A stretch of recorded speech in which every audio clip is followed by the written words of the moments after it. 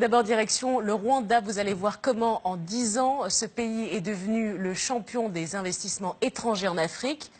Un reportage.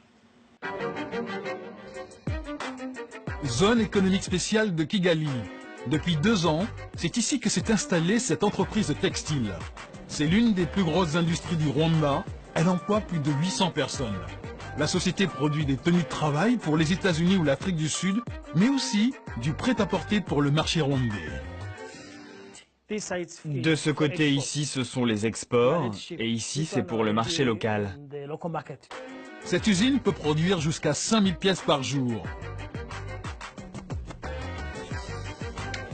Aux commandes de cet atelier, ce n'est pas un Rwandais, mais une entrepreneuse chinoise, Candy Ma. Une chef d'entreprise qui n'hésite pas à donner elle-même des conseils à ses employés. Ne vous arrêtez pas, faites-le en une fois.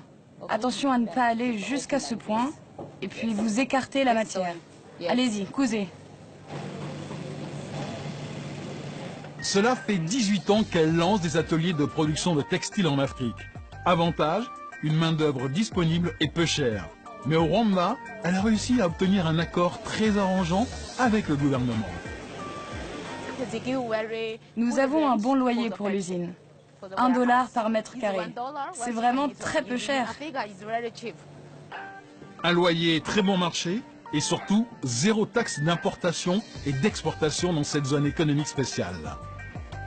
Une fiscalité avantageuse, mais aussi des services administratifs rapides, une politique de transparence, le Rwanda attire par tous les moyens les investisseurs des 4 coins du monde.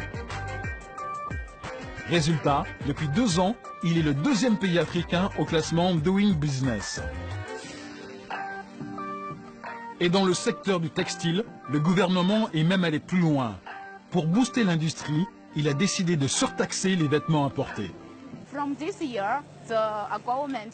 Depuis cette année, les taxes sur les vêtements importés ont augmenté de plus de 100%.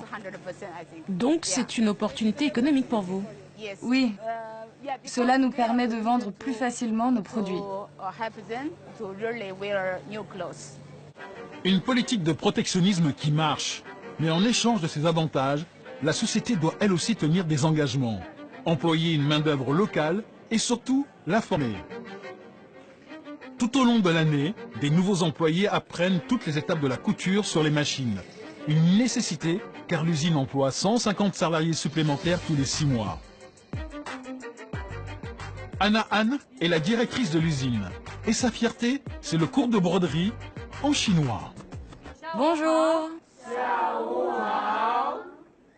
Comment allez-vous? Très bien, merci. Voici une de nos professeurs chinoises. En l'espace de 3 mois ici, les élèves arrivent à faire de beaux motifs. Grâce à l'État, cette société chinoise mise sur un développement très rapide. D'ici 2020, elle pense employer 5000 Rwandais.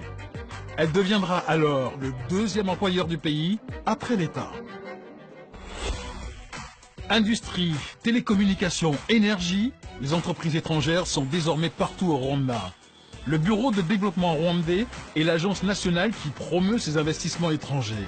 Objectif, bénéficier du transfert de compétences, mais pas seulement. L'accès au capital est un défi pour beaucoup de pays africains dont on n'est pas épargné de ce défi malheureusement. Le coût du capital est assez élevé. Donc quand on a un investisseur étranger qui amène le capital, cela contribue beaucoup à la croissance. Grâce à cette politique, les investissements directs étrangers sont en constante augmentation. Ils sont passés de 19 millions de dollars en 2006 à 300 milliards en 2015. Résultat, le pays des 1000 collines réussit à être leader dans le secteur de pointe. C'est le cas de cette usine qui produit le premier ordinateur d'Afrique subsaharienne. Neville Quinton est le directeur des ventes. Il est à la tête de cette entreprise venue d'Argentine. Mais son argument de vente, c'est bien le Made in Rwanda. Est-ce que vous pouvez nous montrer un de ces ordinateurs Made in Rwanda? Comme vous pouvez le voir, la mention se trouve ici. Il fait combien de pouces? C'est le 14 pouces celui-là. Prix de la machine, 120 000 francs CFA. Des ordinateurs low cost grâce au bas coût de la main-d'œuvre. Un atout de taille pour vendre sur le continent. Autre avantage, sa proximité avec le marché. Il peut donc ajuster facilement son offre à la demande. Voici l'atelier où nous initialisons les éléments de l'ordinateur. C'est ici que nous formatons les disques durs. Donc, on peut installer tout type de logiciel et faire du sur-mesure en fonction de nos commandes. C'est le premier pays africain dans lequel cette multinationale s'installe. Mais le Rwanda lui a déroulé le tapis rouge. Ce qui rend le Rwanda unique, c'est que le gouvernement est vraiment pro-investissement. C'est sûrement le pays où c'est le plus facile de s'installer. L'administration pousse vraiment à la construction d'industries. C'est pour cette raison que nous avons choisi de nous installer au Rwanda.